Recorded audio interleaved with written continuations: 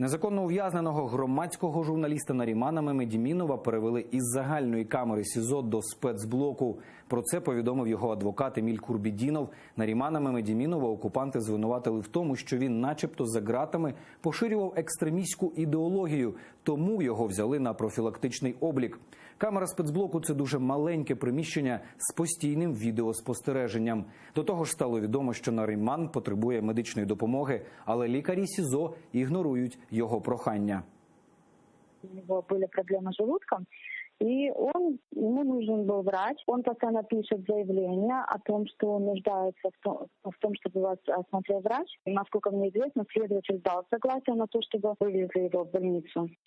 А начальник СИЗО вроде как бы не дает согласия на то, чтобы вывести в больницу. Он сдал анализы, чтобы его врачи осмотрели уже по той специальности, которая вот нужна, не просто терапевт. Нагадаю, громадського журналіста та блогера Нарімана Мемедімінова окупаційні силовики затримали 22 березня минулого року після обшуку у нього вдома в Бахчисарайському районі. Звинуватили в закликах до здійснення терористичної діяльності в інтернеті.